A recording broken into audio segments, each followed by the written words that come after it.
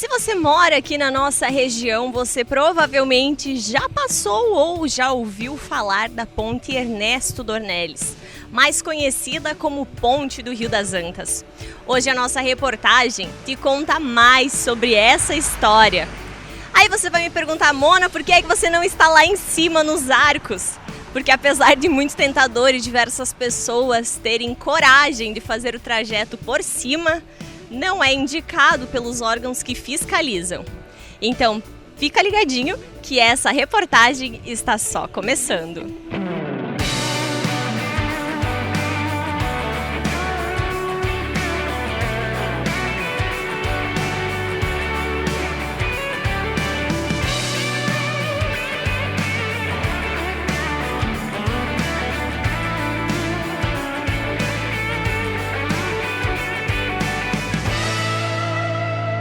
Me lembro desde os primeiros pilares que começaram a construir dentro da água, da fundação, no meio do rio.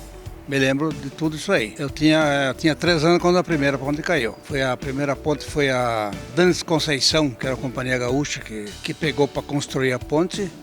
Aí quando ela caiu a ponte e tal, aí não me lembro mais como é que foi. Aí pegaram a Christiane Nielsen, companhia alemã, que construiu a ponte. Olha, ela caiu em 44 e ela ficou pronta em 52.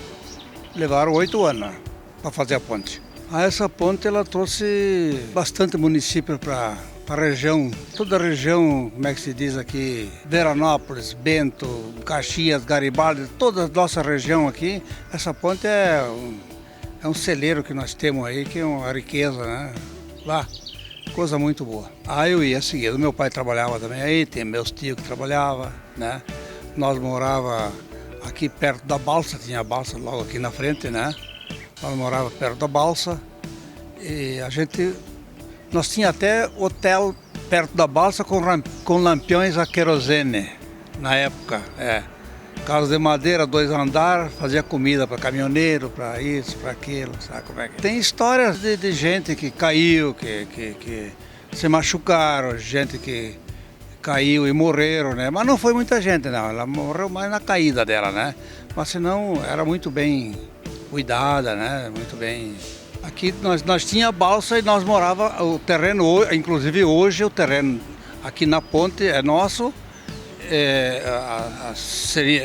E aonde tinha a travessia da balsa e continua sendo nosso ainda, que na época era do meu pai, né? A gente morava ali perto da balsa, né?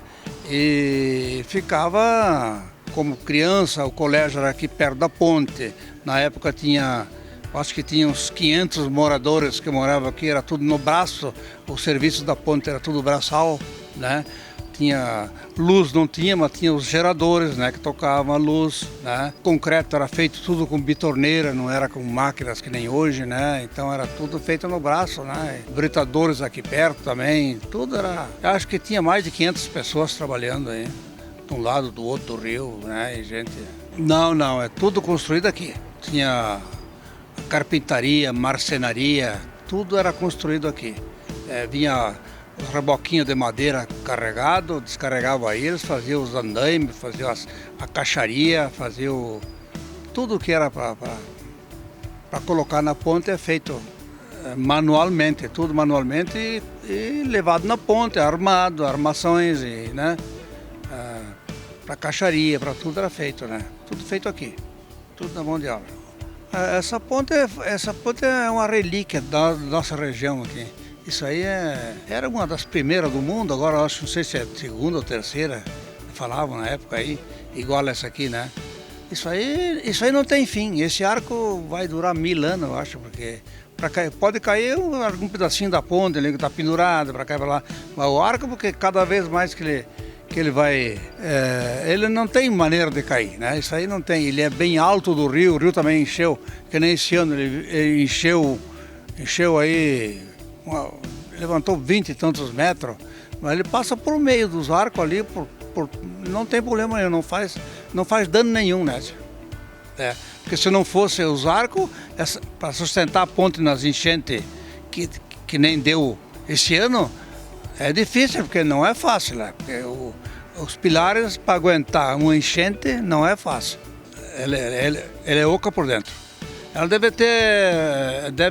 o arco deve ter uns 20 centímetros 25 centímetros de espessura a cada lado. Por cima, por lado, por baixo. Caminharia, eu acho que uma pessoa quase de pé do meio. Aqueles pesos como é que eu vou te dizer?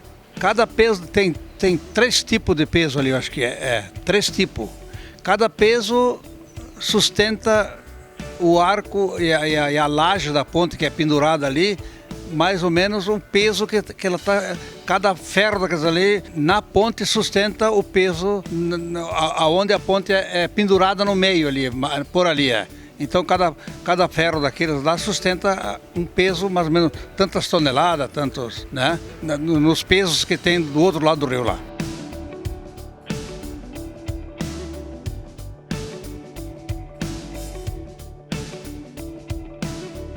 Bom, nós estamos então aqui na ponte do Rio das Antas, né, como ela é mais conhecida, popularmente conhecida, mas o nome oficial é Ponte Ernesto Dornelles.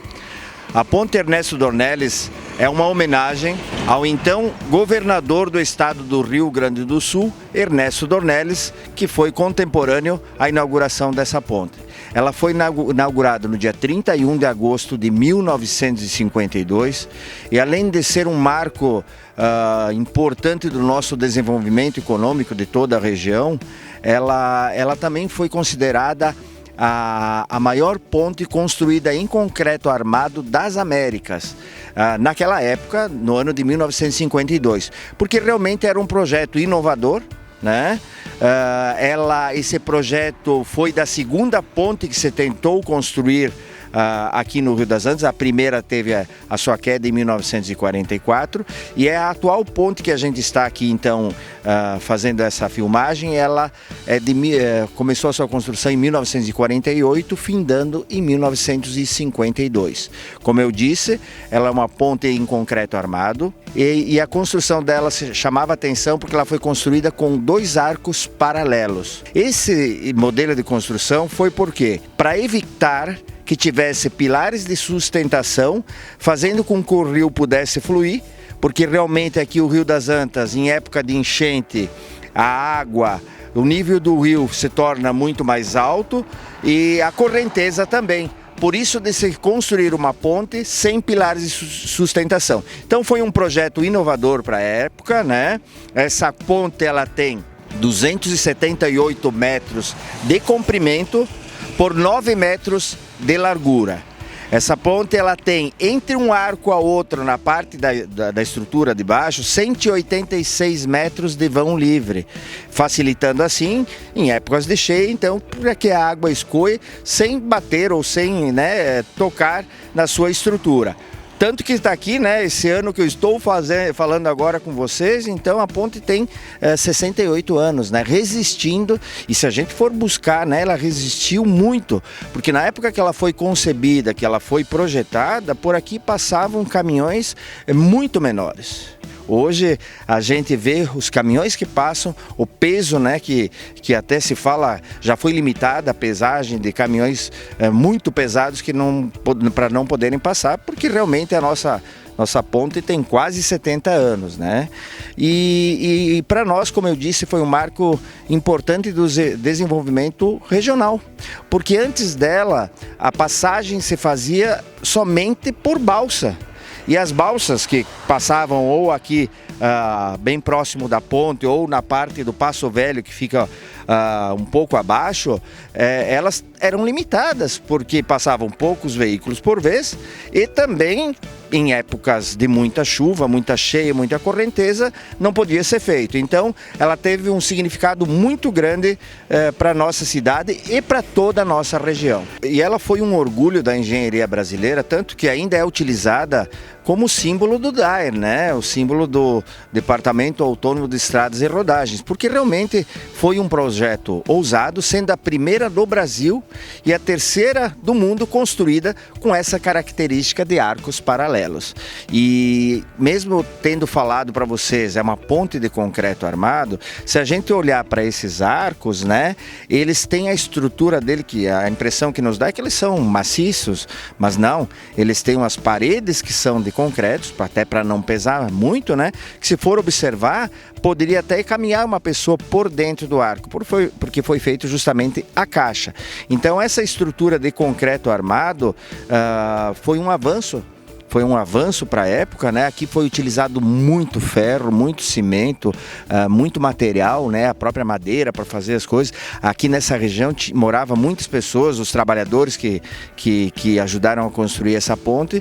Então, eu acredito que a história dela é muito bonita e deve ser mantida, preservada e contada, né? Para todas as pessoas que estão nos assistindo entenderem um pouco mais. Porque nós passamos aqui, quem passa diariamente, talvez não valorize tanto, porque é aquilo que está no nosso imaginário, a gente vê todo dia e acaba não... Mas observe quanta história não existe por trás desse atrativo que liga os municípios de Veranópolis com a cidade vizinha de Bento Gonçalves, que é o Rio das Antas, é a nossa divisa do município.